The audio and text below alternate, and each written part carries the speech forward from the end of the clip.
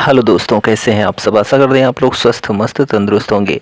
तो यहाँ पर मॉडर्न हिस्ट्री में भारत का संवैधानिक विकास, इस पॉइंट की हम चर्चा करने वाले हैं। तो इसमें जो भी पॉइंट्स हैं वो मोस्ट इम्पॉर्टेंट पॉइंट्स हैं और यह छोटा सा वीडियो आपके बहुत काम का है। तो चलिए इस वीडियो को हम शुरू करते हैं। तो यहाँ पर देखिए, फर्स्ट क्वेश्चन है कि ब्रिटिश सरकार ने कंपनी में व्याप्त भ्रष्टाचार एवं कुप्रशासन को जो है दूर करने के लिए कौन सा एक्ट पारित किया था। तो रेगुलेटिंग एक्ट पारित किया गया था वॉरेन हेस्टिंग्स के समय में। कब पारित किया गया था?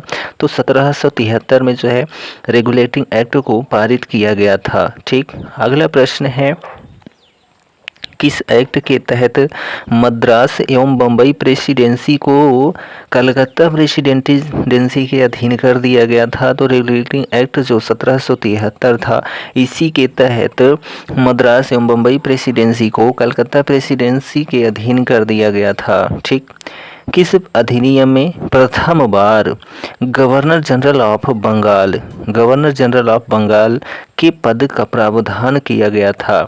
तो जो 1773 का रेगुलेटिंग एक्ट था या अधिनियम था, इसी के तहत जो है पहली बार गवर्नर जनरल ऑफ बंगाल के पद का प्रावधान किया गया था। ठीक, किस संसदीय अधिनियम ने बंगाल के गवर्नर जनरल को मद्रास और बम्बई के ऊपर पर्यवेक्षी प्राधिकार प्रदान किया था? तो जो है 1773 का जो रेगुलेटिंग एक्ट था। 1773 के रेगुलेटिंग एक्ट द्वारा स्थापित गवर्नर जनरल की परिषद में सदस्य कौन थे? तो फिलिप फ्रांसिस थे सदस्य, क्लेवरिंग थे और मॉनसन थे और जो है बरवेल थे। ये जो चार हैं ये 1773 के रेगुलेटिंग एक्ट द्वारा स्थापित गवर्नर जनरल की परिषद में सदस्य थे। ठीक, ब्रिटिश संसद द्वारा भारतीय मामलों में पहला वैधानिक हस्तक्षेप किस अधिनियम द्वारा किया गया था? तो 1773 के रेगुलेटिंग एक्ट के द्वारा। किस अधिनियम के अंतर्गत भारत में सर्वोच्च न्यायालय की स्थापना कलकत्ता में की गई थी? तो जो 1773 का रेगुलेटिंग एक्ट था, इसी के माध्यम से जो है कलकत्ता में सर्वोच्च न्यायालय की स्थापना की गई थी। ठीक, ईस्ट इंडिया कंपनी द्वारा स्थापित उच्चतम न्यायालय के प्रथम मुख्य न्यायाधीश कौन थे? तो एलिजा इम्पे जो हैं यह प्रथम मुख्य न्यायाधीश थे, जो कि कलकत्ता उच्च न्यायालय था, प्रथम उच्च न्यायालय। ठीक है, यहाँ पर जो है मुख्य न्यायाधीश के रूप में एलिजा इम्पे को नियुक्त किया गया था ईस्ट इंडिया कंपनी द्वारा। अन्य जो है चेम्बर्स, लिमेस्टर्स एवं हाइड थे। ठीक, रेगुलेटिंग एक्ट के प्रावधानों के अंतर्गत बिहार के लिए एक प्रांतीय सभा की स्थापना कब हुई थी? तो 1774 में। भारत में सुप्रीम कोर्ट की स्थापना कब हुई थी? तो 1774 में जो है सुप्रीम कोर्ट की स्थापना हुई थी भारत में। पिट्स इंडिया एक्ट किस वर्ष पारित हुआ था? तो 1784 में जो है पिट्स इंडिया एक्ट पारित हुआ था। बोर्ड ऑफ कंट्रोल की स्थापना किस अधिनियम के अंतर्गत की गई थी? तो 1784 जो पिट्स इंडिया एक्ट है, इसी के माध्यम से बोर्ड ऑफ कंट्रोल की स्थापना की गई थी। पिट्स इंडिया एक्ट 1784 के प्रमुख प्रावधान क्या थे? तो पिट्स इंडिया एक्ट 1784 के जो प्रमुख प्रावधान थे, ब्रिटेन में बोर्ड ऑफ कंट्रोल की स्थापना की गई। कोर्ट ऑफ डायरेक्टर्स से अधिक शक्ति बोर्ड ऑफ कंट्रोल को स्थानांतरित की गई। भारत में प्रमुख सेवकों की नियुक्तियों में क्राउन की स्वीकृति की आवश्यकता पड़ती थी। भारत सरकार को एक गवर्नर जनरल और उसकी काउंसिल के अधीन रखा गया था। यह पिट्स इंडिया एक्ट 1784 के प्रमुख प्रावधान थे। ठीक है, अगला क्वेश्चन है, किस अधिनियम के तहत लॉर्ड कॉर्नवालिस जो कि गवर्नर जनरल को अपनी काउंसिल यानी कि समिति के फैसलों को रद्द करने का अधिकार मिला था? तो 1786 का जो एक्ट था, इसके माध्यम से जो है लॉर्ड कॉर्नवालिस को अपनी काउंसिल के फैसले को रद्द करने का अधिकार मिला था। 1793 में एक विनियम द्वारा जिला कलेक्टर को उसकी न्यायिक शक्तियों से वंचित कर दिया गया और केवल संग्राहक अभिकर्ता बना दिया गया। ऐसे विनियमन का जो है कारण क्या था? तो लॉर्ड कॉर्नवालिस जिला कलेक्टर में संकेंद्रित इतनी विस्तृत शक्ति से सतर्क हो गया था और महसूस करता था कि एक व्यक्ति में इतनी परम शक्ति का होना अवांछनीय है। ठीक, भारतीय तरीकों में सुधार हेतु कॉर्नवालिस द्वारा हटाए गए या उठाए गए न्यायिक सुधारों की आलोचना किसने की थी? तो जेम्स मिल ने कब की थी? तो 1793 में। किस अधिनियम द्वारा ब्रिटिश ईस्ट इंडिया कंपनी का भारत में व्यापारिक एकाधिकार समाप्त किया गया था? तो 1813 के जो चार्टर एक्ट है, इसके तहत ब्रिटिश ईस्ट इंडिया कंपनी का भारत में व्यापारिक एकाधिकार समाप्त किया गया था। किस अधिनियम द्वारा ब्रिटिश संसद ने चाय का व्यापार और चीन के साथ व्यापार को छोड़कर ईस्ट इंडिया कंपनी के भारत के साथ व्यापारिक एकाधिकार को समाप्त कर दिया गया था? तो 1813 का जो चार्टर अधिनियम था। ठीक, चार्टर अधिनियम 1813 भारत के लिए महत्वपूर्ण समझे जाने का क्या कारण था? तो इसके द्वारा जो है भारतीयों की शिक्षा के लिए वित्तीय प्रावधान किया गया था, इसलिए चार्टर एक्ट 1813 भारत के लिए महत्वपूर्ण समझा जाता था। ठीक है, वह भी जो है वित्तीय सहायता या प्रावधान कितना था? तो 1 लाख रुपए वार्षिक था। ठीक, किस अधिनियम ने भारतीयों के अपने ही देश के प्रशासन में पहली बार अवसर दिया था? तो जो 1833 का चार्टर एक्ट था, इसने जो है देश के प्रशासन में पहली बार अवसर प्रदान किया था।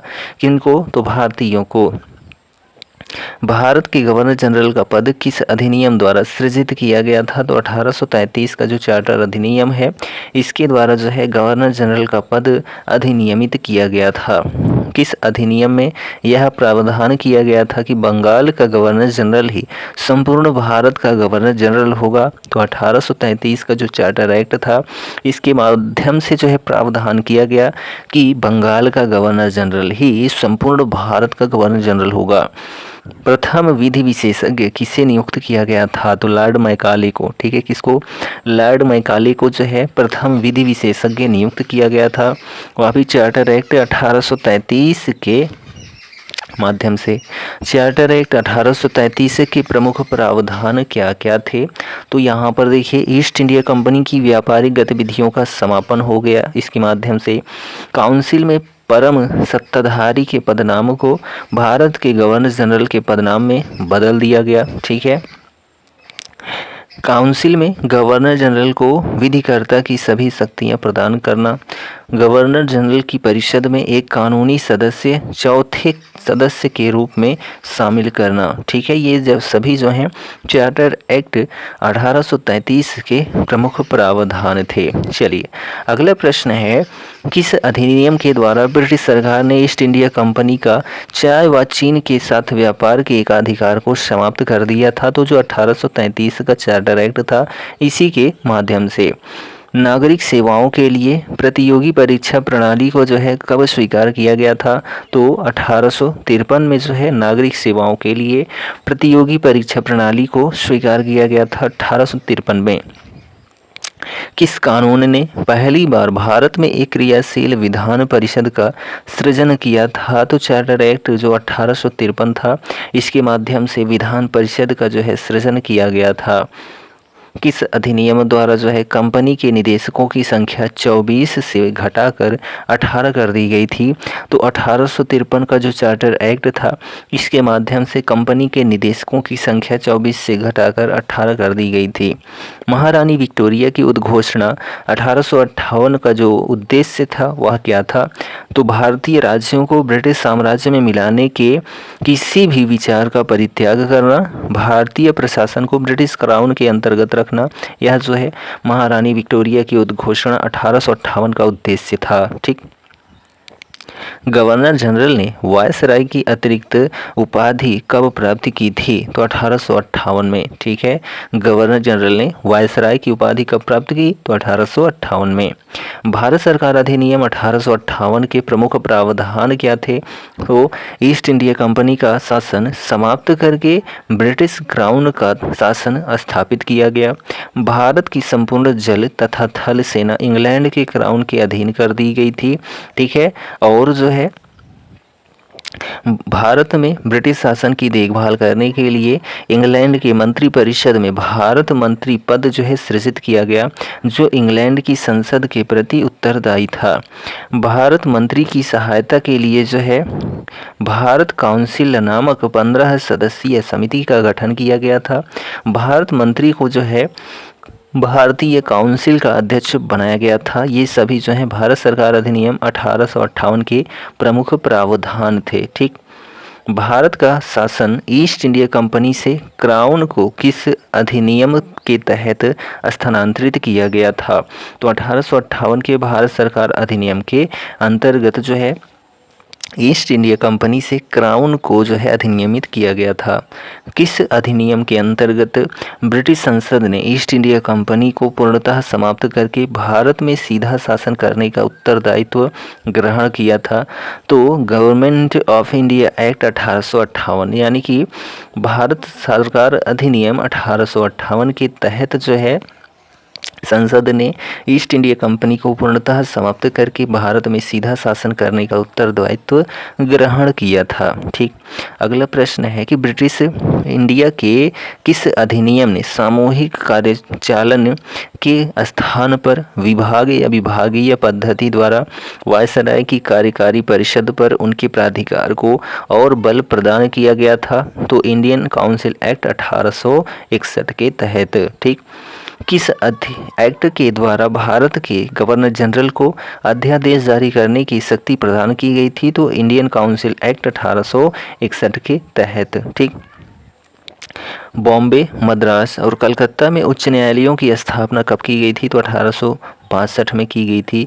बॉम्बे, मद्रास और कलकत्ता में एक एक उच्च न्यायालय की स्थापना 1862 में की गई थी। ठीक, अगला क्वेश्चन है, जिस समय ICS में भारतीयों की आयु 21 वर्ष से घटाकर 19 वर्ष की गई थी, उस समय लॉर्ड सिलिसबरी क्या थे?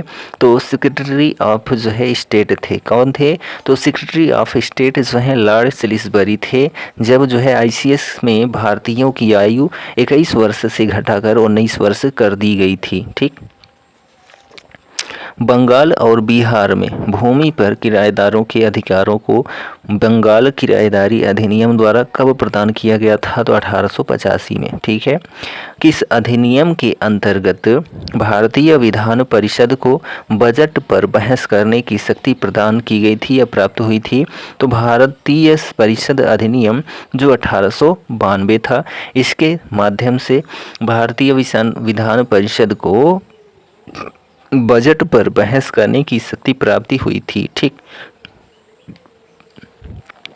किस अधिनियम के द्वारा अंग्रेजों ने भारत में सर्वप्रथम परोक्ष निर्वाचन प्रणाली की जो है शुरुआत की थी? तो 1892 का जो अधिनियम था भारतीय परिषद अधिनियम, इसके माध्यम से भारत में सर्वप्रथम परोक्ष निर्वाचन प्रणाली की शुरुआत की गई थी।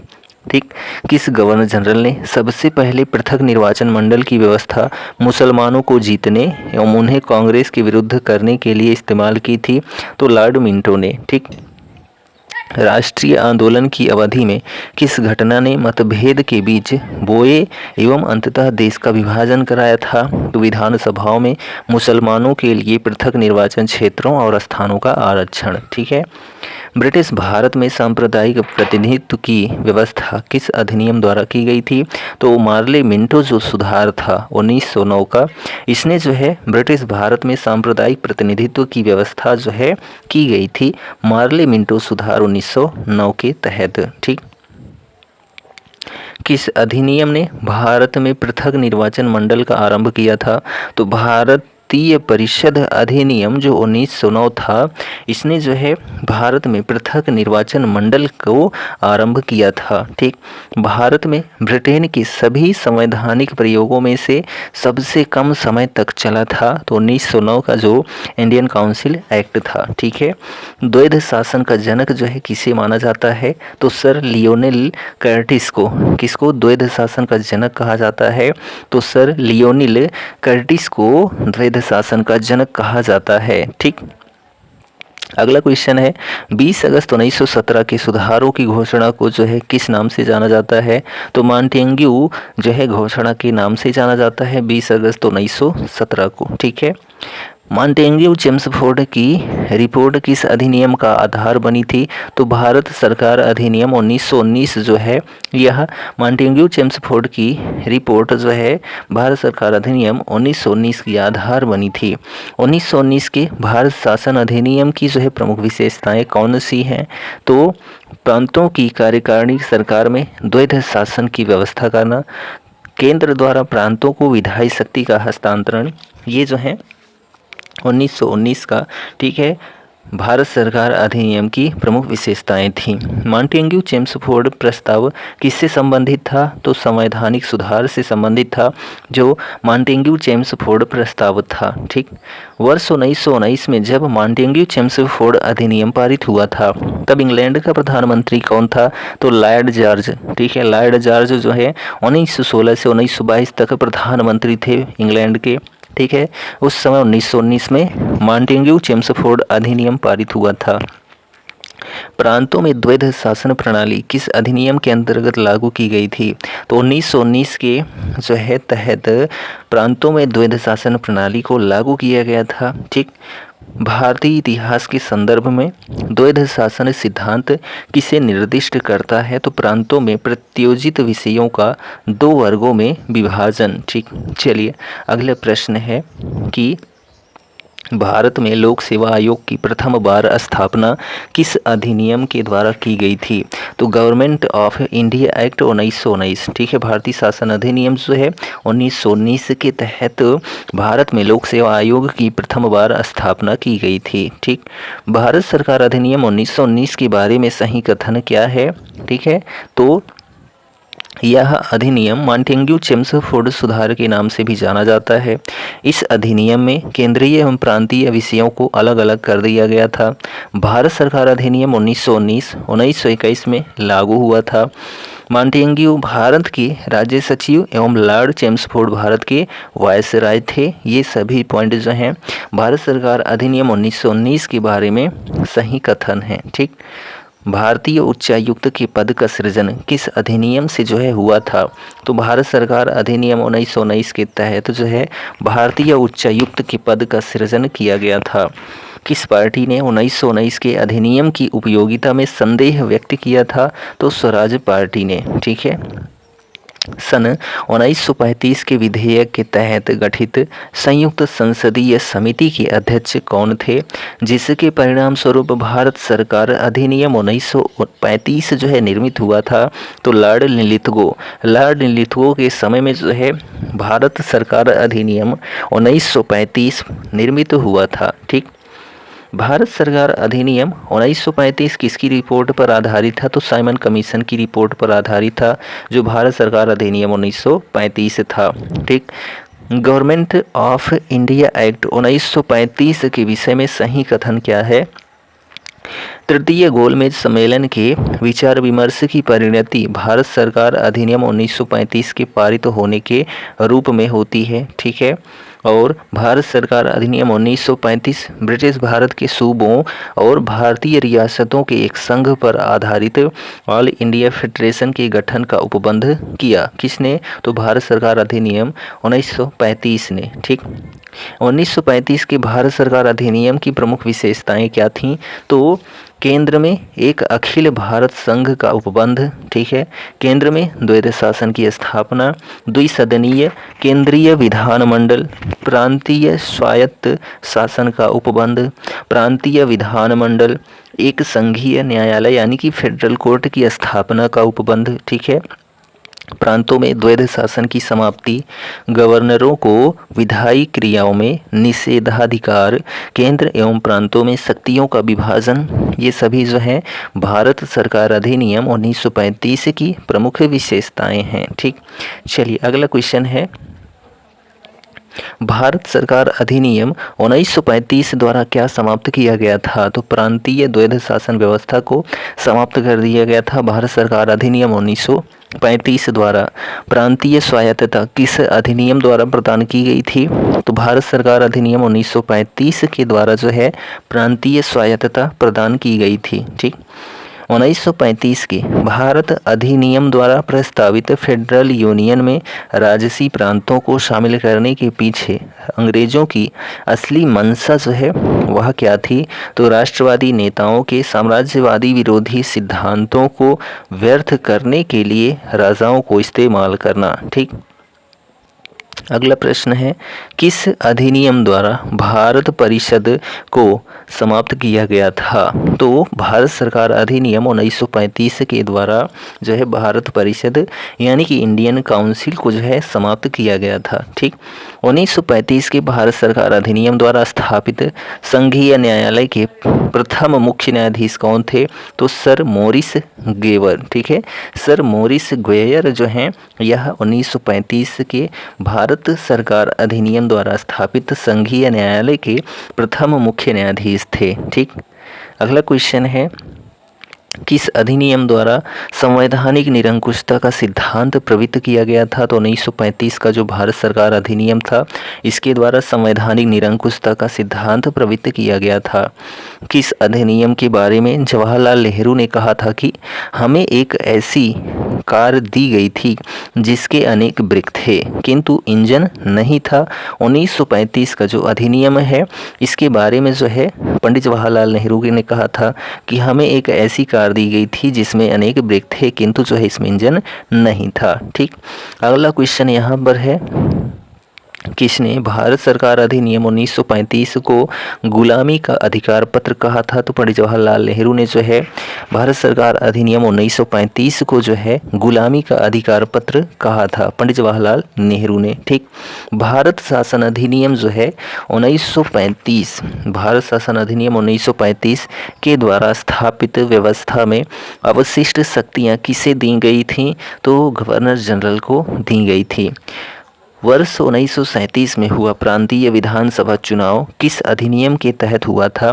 तो भारत शासन अधिनियम 1935 के तहत जो है 1937 में प्रांतीय विधानसभा चुनाव हुआ था। ठीक, केंद्रीय विधानसभा के कौन से निर्वाचन भारत शासन अधिनियम 1919 के तहत हुए थे?